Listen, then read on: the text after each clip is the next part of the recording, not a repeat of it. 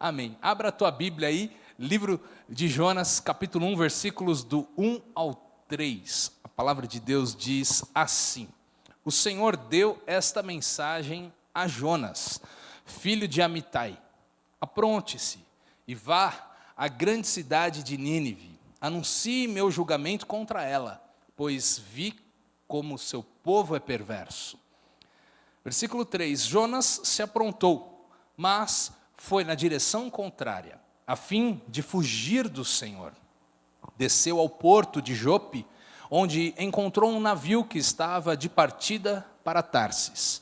Comprou a passagem e embarcou para Tarsis, a fim de fugir do Senhor. Amém? Fecha os teus olhos. Pai querido, obrigado por essa noite. Obrigado, Senhor, pela nossa igreja. Amamos servir ao Senhor neste lugar.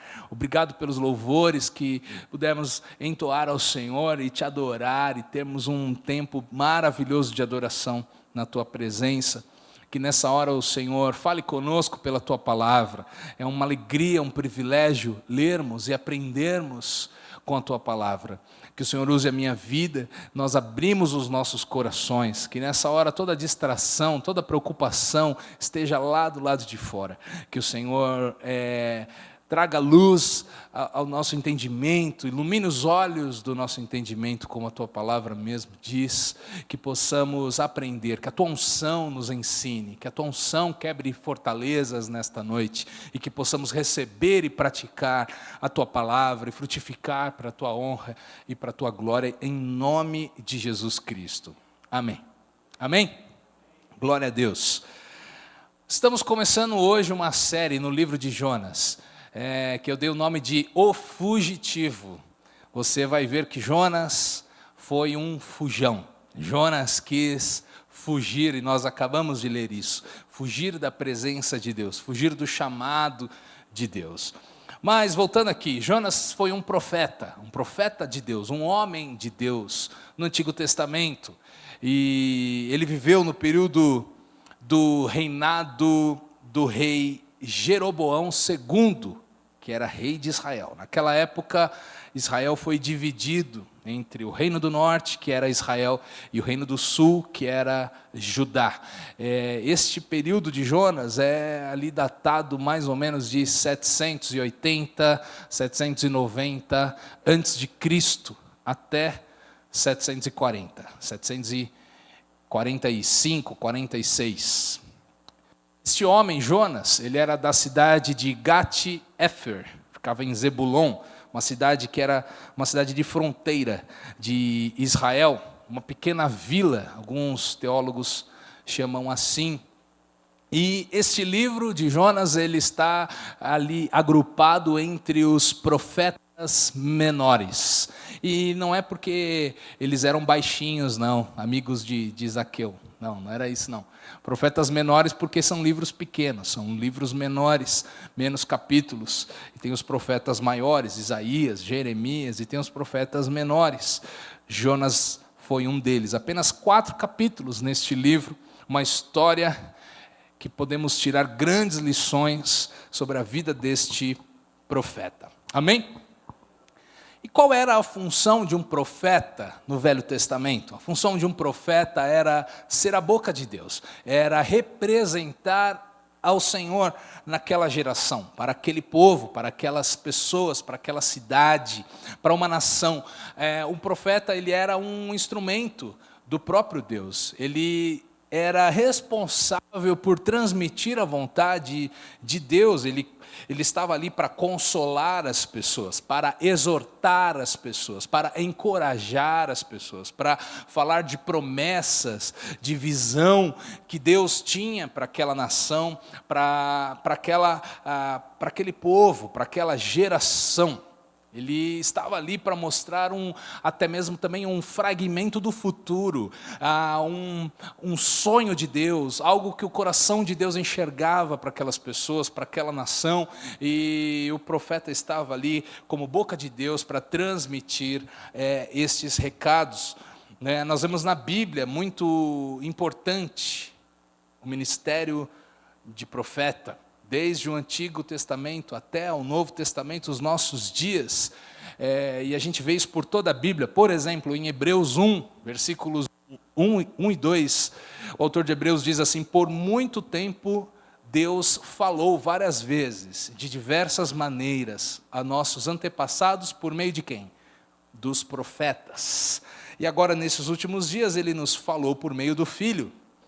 Mas os profetas foi a maneira pela qual Deus falou por muitas maneiras, de diversas vezes. Lá no livro de Amós também, um profeta, ali coladinho em Jonas, capítulo 3, versículos 7 e 8, Amós diz o seguinte: certamente o Senhor soberano não fará coisa alguma, sem antes revelar seu plano a seus servos, os profetas. O leão rugiu, quem não temerá? O Senhor soberano falou, quem não profetizará? O profeta estava ali, fazendo parte do plano de Deus, lado a lado com o Senhor, sendo um precursor do agir do Senhor, um mensageiro da vontade de Deus. Em Lucas, agora indo para o Novo Testamento, Evangelho de Lucas, capítulo 1, versículo 70, ele diz assim: como havia prometido muito tempo atrás, por meio de seus santos profetas. Os profetas falaram sobre a vinda de Jesus, os profetas falaram sobre a salvação que haveria em Cristo. Em Romanos, agora o apóstolo Paulo, capítulo 1, versículo 2, ele diz: Deus prometeu as boas novas muito tempo atrás nas Escrituras Sagradas por meio de seus profetas. Os profetas fizeram parte de toda a história. Os profetas foram um meio que Deus usou principalmente no Velho Testamento para falar com as pessoas. Ainda o apóstolo Paulo, na carta aos Efésios, ele diz lá, capítulo 3, versículo 4 e 5, ao lerem o que eu escrevi, entenderão minha compreensão desse segredo a respeito de Cristo, que não foi revelado às gerações anteriores, mas agora foi revelado pelo Espírito aos santos apóstolos e profetas. Os profetas também fazendo parte do Novo Testamento após Cristo, usados por Deus para revelarem a obra de Jesus nos dias de hoje. Você está comigo? Amém? A importância de um profeta. 1 Coríntios, na carta de Paulo aos Coríntios, capítulo 12, ele vai falar sobre os dons do Espírito. E aqui a gente teria que ter um outro dia só para falar dos dons, mas eu quero destacar que o profeta é um destes. Ele diz lá, versículo 4, ora, os dons são diversos, mas o Espírito é o mesmo. E também há diversidade nos serviços, mas o Senhor é o mesmo.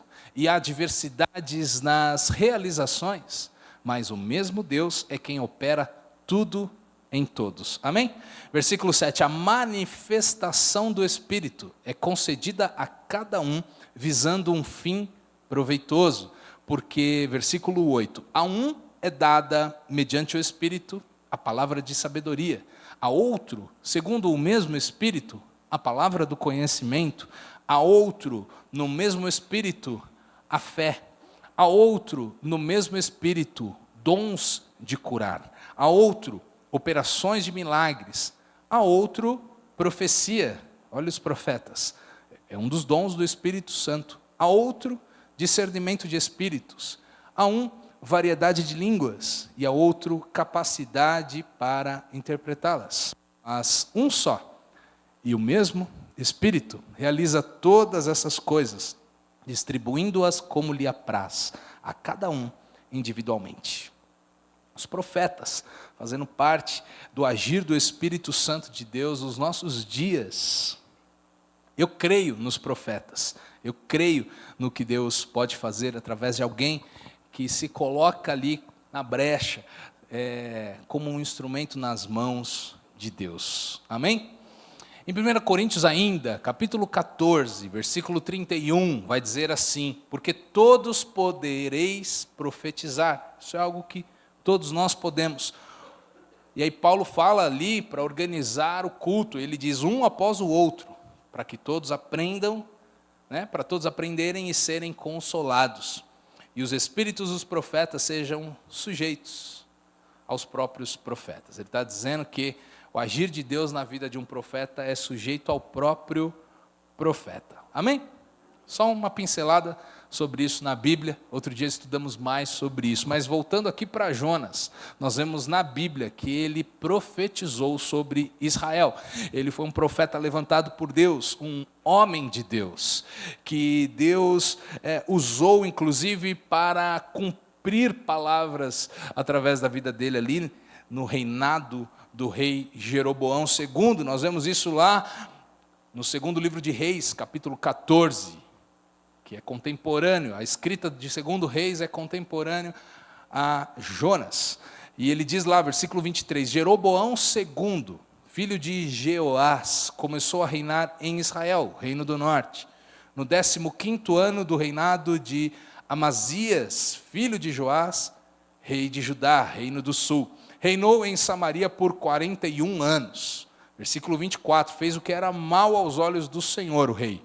Não se afastou dos pecados que Jeroboão, o seu pai, filho de Nebate, havia levado Israel a cometer. Versículo 25, Jeroboão II recuperou os territórios de Israel entre Lebo-Amate e o Mar Morto, conforme o Senhor, o Deus de Israel, havia anunciado por meio de Jonas, filho de Amitai, profeta de Gate-Efer. Então nós vemos que Jonas exerce o seu ministério como profeta. Nós vemos que ele está ali no reino de Israel, falando, profetizando, sendo um instrumento nas mãos de Deus. Um homem que sabia ouvir a Deus, um homem que falava aquilo que Deus mandava ele falar.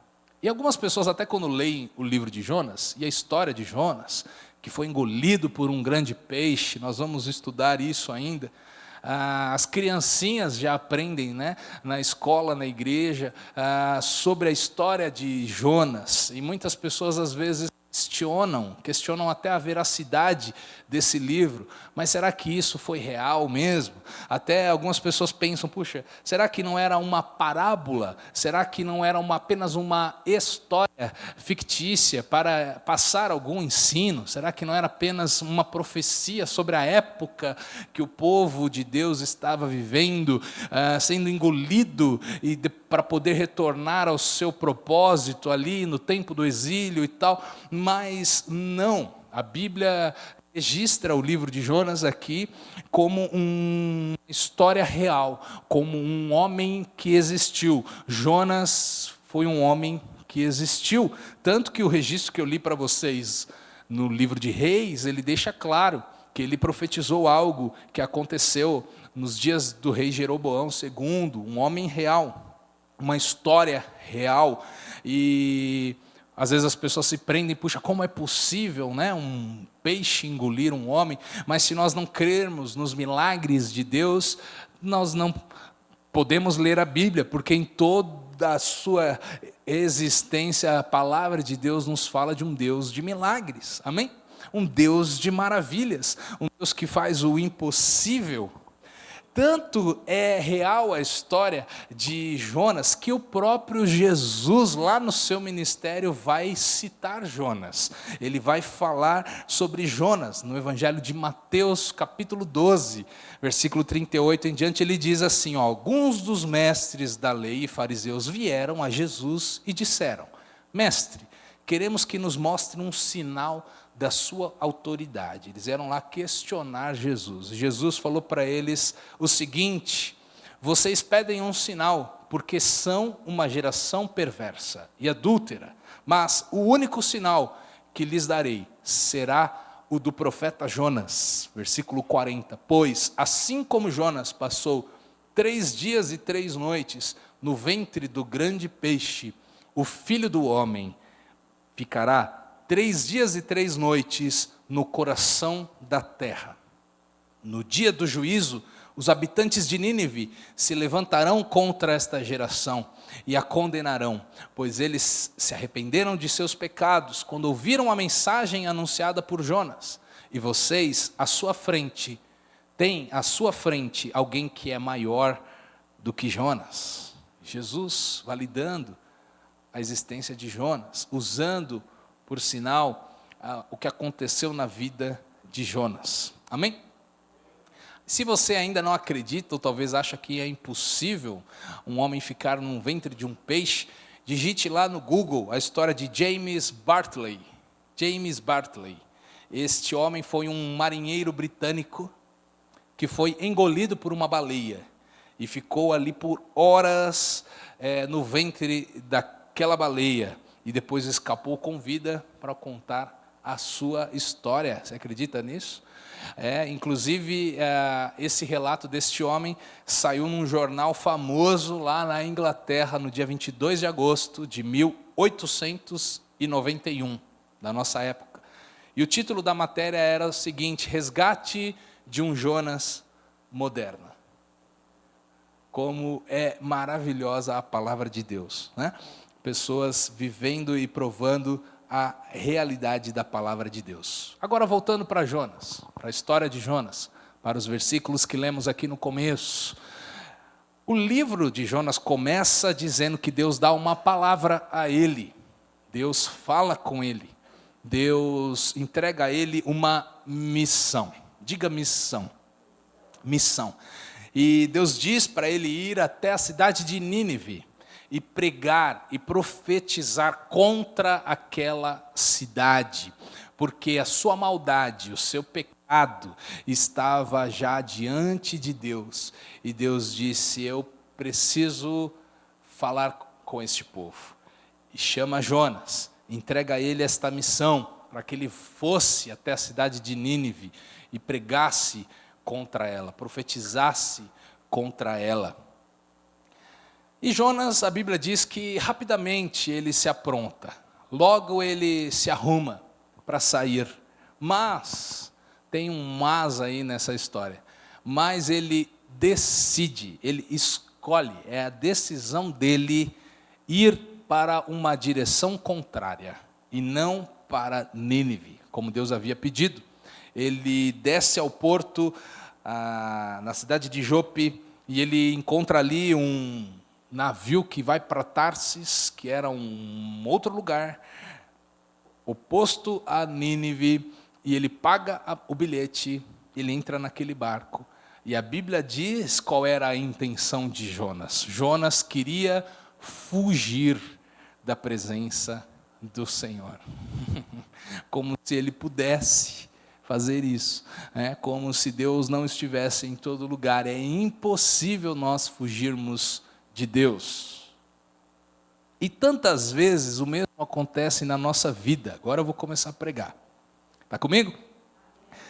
Tantas vezes o mesmo acontece na nossa vida. Muitas vezes Deus nos dá uma palavra.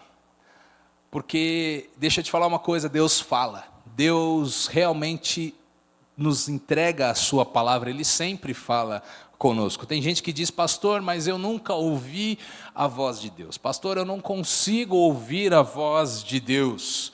Deus não fala comigo. Já se sentiu assim? Mas deixa eu te perguntar uma coisa, quer ouvir a voz de Deus? Você quer ouvir a voz de Deus? Então faça o seguinte, abra a sua Bíblia e leia em voz alta, e você vai ouvir a voz de Deus, porque a palavra de Deus é a palavra de Deus, é Deus falando comigo e com você. Quando nós lemos a Bíblia, nós estamos lendo o que Deus pensa, o que Deus fala para nós. Então, se você ler em voz alta, você vai ouvir Deus falar com você, amém? Mas tantas vezes Deus fala, e Deus fala mesmo. Deus fala quando nós estamos na igreja, ouvindo a pregação. Deus fala quando você está lá na sua casa, lendo a sua Bíblia. Deus fala quando você está acompanhando um livro diário ali de devocional, ou quando você escuta uma mensagem na internet. Deus fala com você o tempo todo, Deus está falando. Mas quantas vezes a nossa escolha é fazer o contrário do que Deus fala? Ir para o outro lado, ir para o sentido oposto, porque uma coisa é Deus falar, e outra coisa é você e eu obedecermos o que Deus está falando, seguirmos o que Deus está falando. Sabe que para você viver o plano extraordinário que Deus tem para a tua vida, duas coisas precisam acontecer. Você precisa reconhecer a voz de Deus, e você precisa obedecer a voz de Deus. Você está comigo? porque Deus está falando o tempo todo com todo mundo, mas obedecer é uma decisão, é uma escolha. Nem todos escolhem obedecer à voz de Deus. Quando você escolhe não fazer nada, você já fez a sua escolha. Você também escolheu não obedecer, ou não seguir, ou não se importar com aquela mensagem. Mas Deus está falando. E do lado de Deus está tudo certo. Deus continua falando. O tempo todo, Ele é vivo, Ele se move, Deus está aqui essa noite, Deus está falando através dos louvores, falando quando você recebe um gesto inesperado de alguém, através do sorriso de uma pessoa, Deus está falando com você, até mesmo através das dificuldades que você enfrenta na tua vida. Deus fala conosco, porque talvez aquela dificuldade queira me ensinar alguma coisa, a confiar em Deus, a depender de Deus, a orar mais, a dar passos de fé. Eu não sei, mas alguma coisa Deus está falando comigo, enquanto eu passo por dificuldades. Até através do seu patrão Deus fala com você. O que é isso, pastor? Aquele homem é duro de coração, mas Deus fala com você até usando a vida do seu patrão. Até pela sua sogra Deus fala com você. Eu amo falar da sogra, vocês sabem. É impossível, pastor. Não, Deus fala com você até através da sua sogra. Ela é uma bênção de Deus na tua vida. Na minha vida com certeza. Deus está falando conosco o tempo todo. No Antigo Testamento Deus falava ali apenas através dos sacerdotes, através dos profetas, porque eles eram os intermediários de Deus até o povo.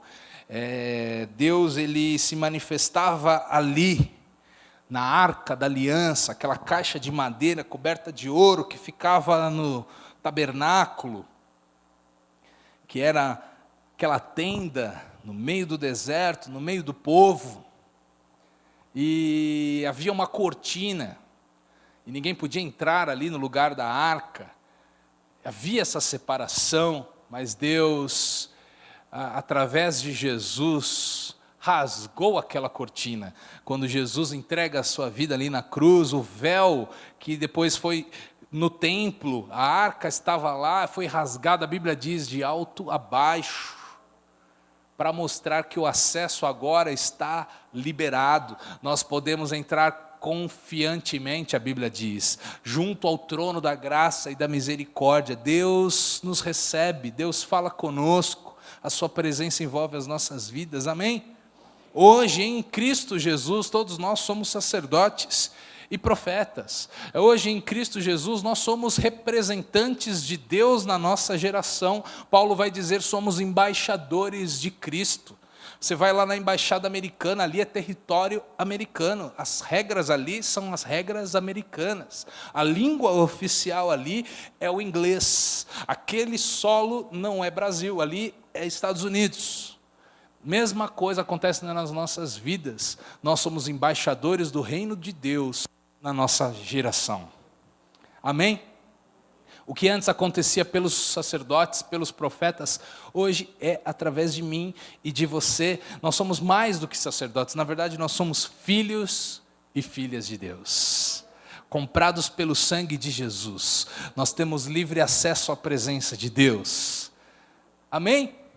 Então, por que tantas vezes, pastor, por que tantas vezes a nossa vida parece estar emperrada? Não sei se você já teve esta sensação, parece que a sua vida está longe do que Deus prometeu, não é possível, parece que isso que eu estou vivendo, pastor, minha vida está desorganizada, está em desarmonia com o que a palavra diz, não é possível, eu leio a Bíblia e olho para a minha vida, parece que está diferente. Mas o problema não está em Deus. Deus fala, Deus mostra, Deus está pronto para nos abençoar. A Bíblia diz de capa a capa de um Deus que está pronto para nos abençoar, de um Deus que nos ama, que tem o melhor para as nossas vidas, um Deus que sonha conosco, que nos trata como a menina dos seus olhos, que tem promessas e bênçãos para nós, que nos ama. Então, se o problema não está em Deus, o problema está comigo, o problema está com você. Fala para quem está do seu lado, o problema está com você. Prega para ele aí. Diga com amor, com todo amor e carinho. O problema, meu querido, minha querida, está com você. E eu vim te dizer aqui essa noite que você e eu, nós somos responsáveis pelas experiências que teremos com Deus. Amém? Você e eu, depende de nós. Nós somos responsáveis pelo tanto do plano de Deus que nós vamos de fato viver e aplicar nas nossas vidas e desfrutarmos nas nossas vidas. É nossa responsabilidade. Está nas nossas mãos o poder da decisão, a escolha. Deus está pronto. A pergunta que precisamos fazer é se eu estou pronto. Você está pronto? Você está pronto? Jonas escolheu fugir. Jonas não quis participar do mover de Deus. Jonas não quis obedecer e seguir a voz do Senhor. Jonas quis fugir. Jonas quis não ter parte naquele assunto. Que profeta esquisito. Que profeta esquisito, porque ele tinha só uma missão. O profeta só tinha uma missão: ouvir e obedecer à voz de Deus. Para isso que o profeta existia. E de repente esse profeta é estranho. Esse profeta, a única função dele era transmitir a mensagem. Mas ele resolve ser autônomo, ele resolve agir por própria conta, ele resolve... Esse profeta aqui foi diferente. Esse profeta aqui, ele foi insubmisso à sua missão. Ele foi desobediente à voz de Deus. Esse profeta aqui, ele foi medroso. Ele foi covarde. Ele foi, inclusive, vingativo. Sabe por quê? Porque a cidade de Nínive, para onde Deus mandou ele ir, ficava na Assíria. E os assírios eram inimigos de Israel, os israelitas. Eles eram inimigos. Israel estava tudo bem, mas estava sob ameaças dos assírios. Eles eram inimigos. E talvez, por um lado, Jonas até ficou com medo de pensar, puxa, o que eu vou fazer lá na terra dos meus inimigos? Talvez ele tenha ficado com medo.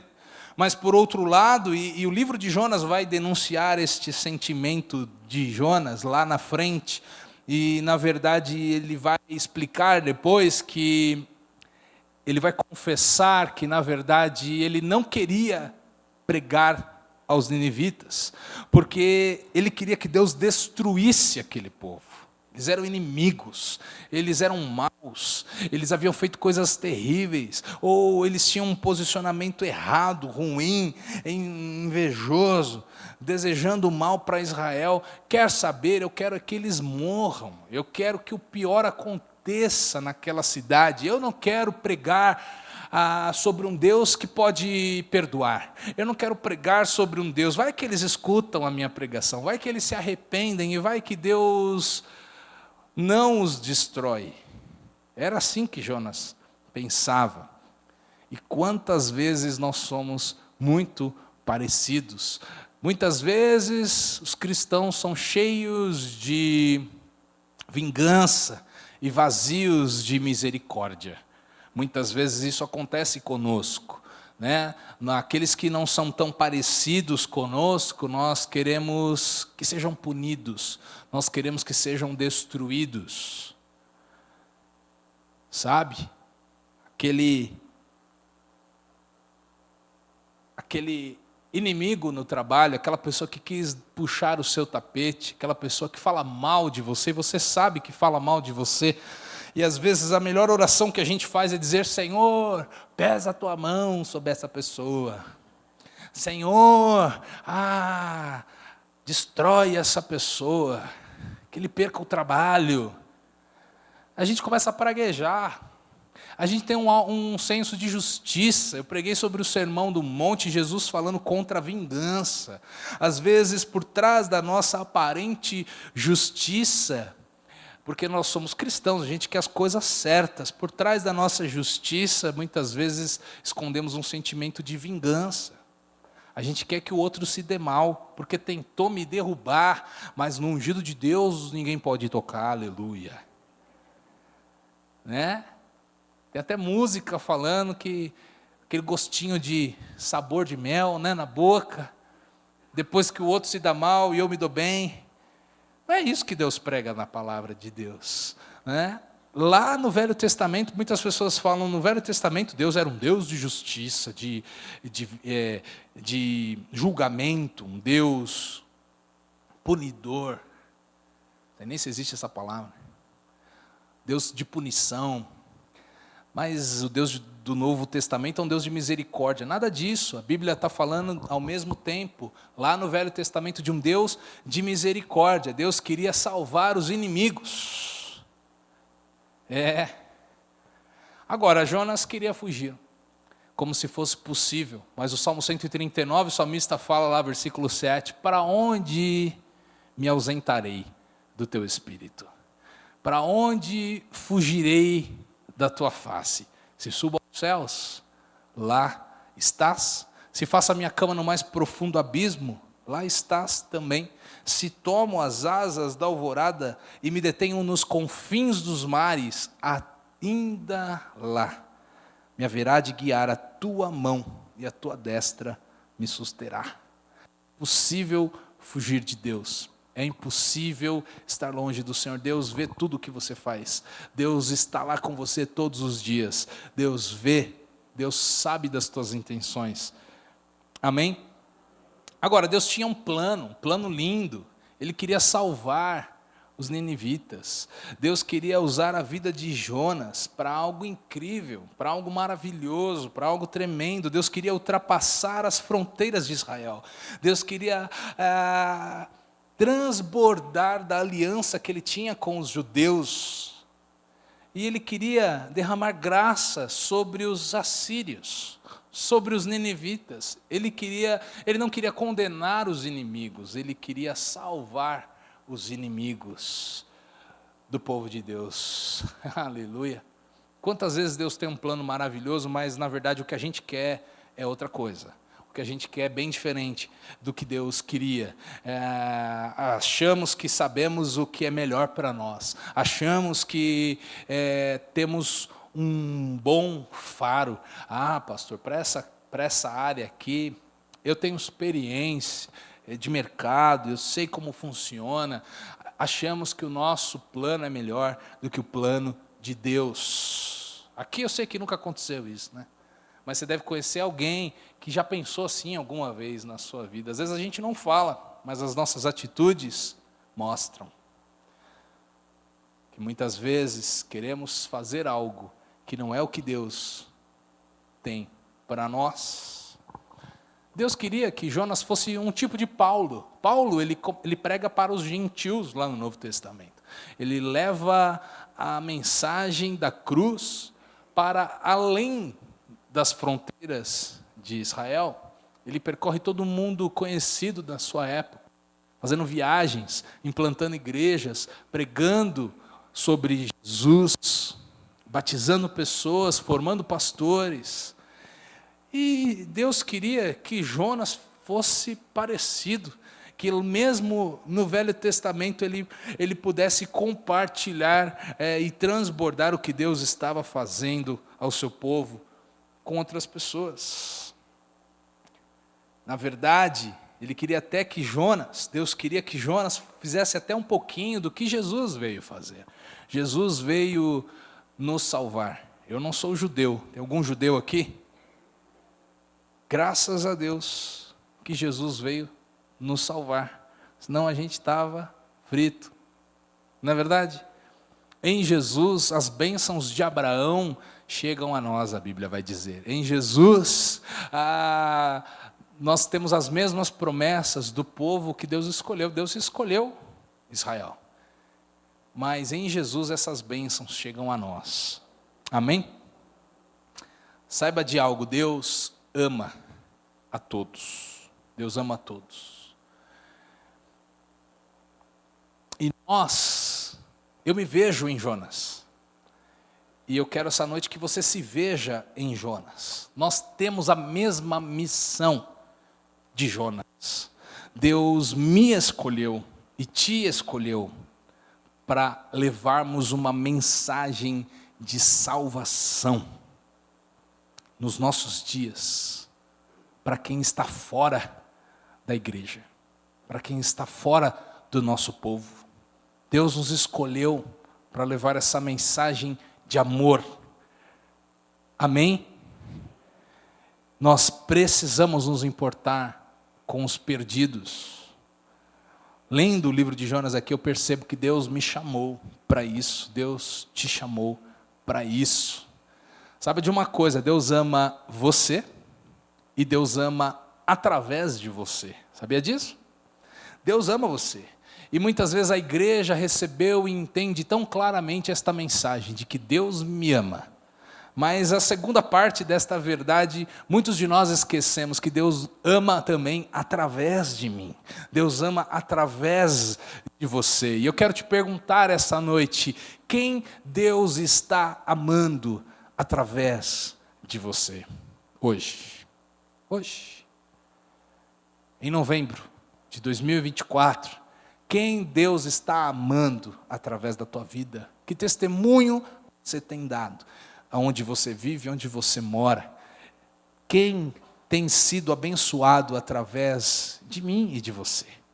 Não fuja desse chamado. Amém?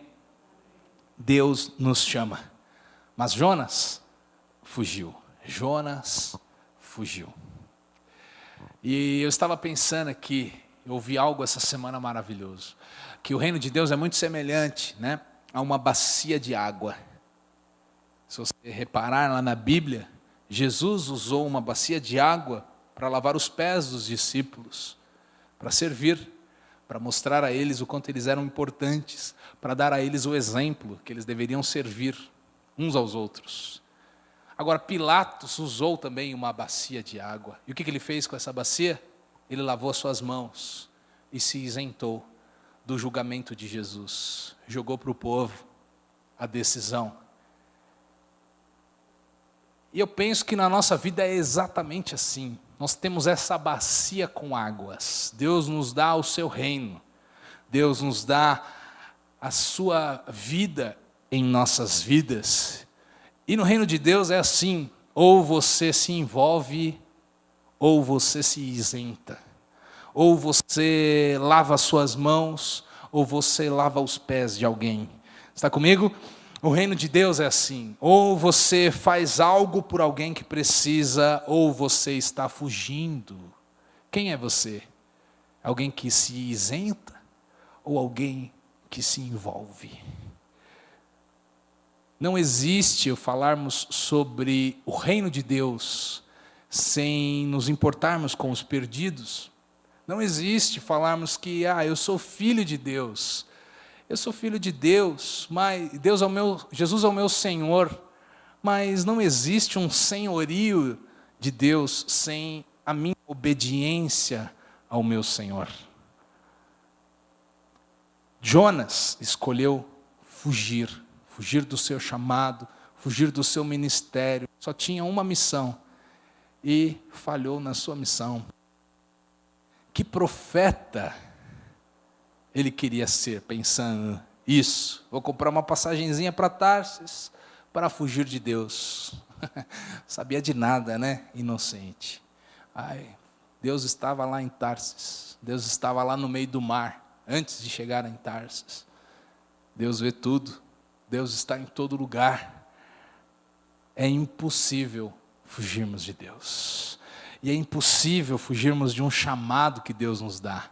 Deus poderia falar com tanta gente, Deus poderia escolher tantas pessoas, mas Ele confiou este ouro, esta preciosidade, a Bíblia vai dizer, em vasos de barro, que somos nós. Mesmo imperfeitos, mesmo com tantos desafios nas nossas vidas, eu não sei como você se enxerga. Se você se acha muito bom, eu preciso aprender muito com você. Eu não me acho.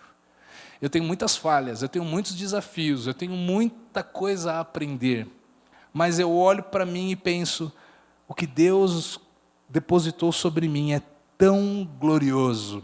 O seu reino, a sua presença, a sua palavra. Você tem isso dentro de você também. Eu não sou o único, exclusivo.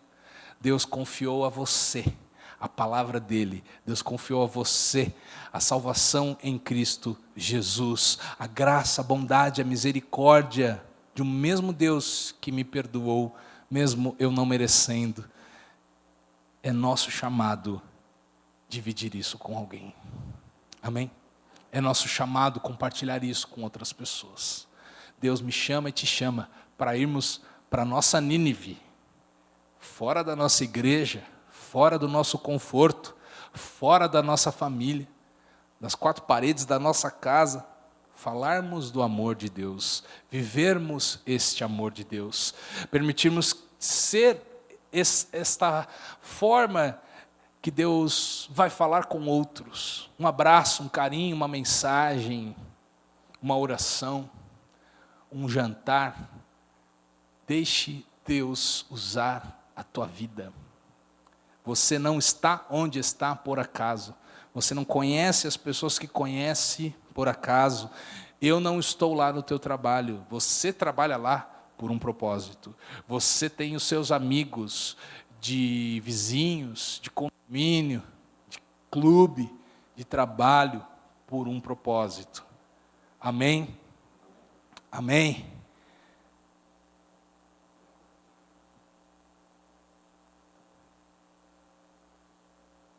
Jonas foi para a direção oposta da que Deus tinha mandado ele ir.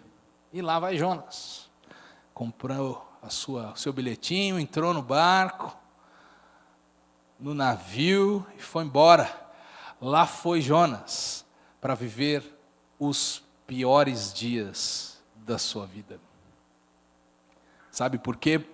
Porque não existe vida longe da presença de Deus.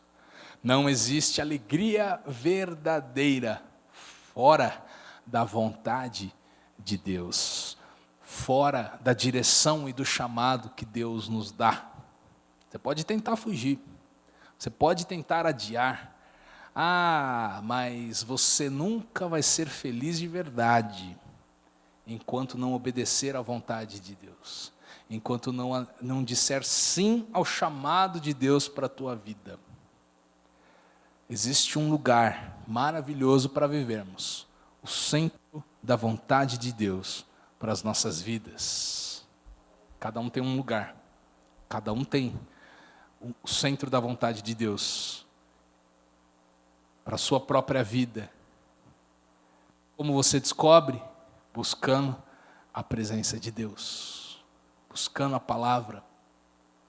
Sabe, existe sucesso fora da vontade de Deus? Eu não vou ser hipócrita para você. Existe, mas não é o teu sucesso. É sucesso. Um sucesso vazio, um sucesso sem propósito.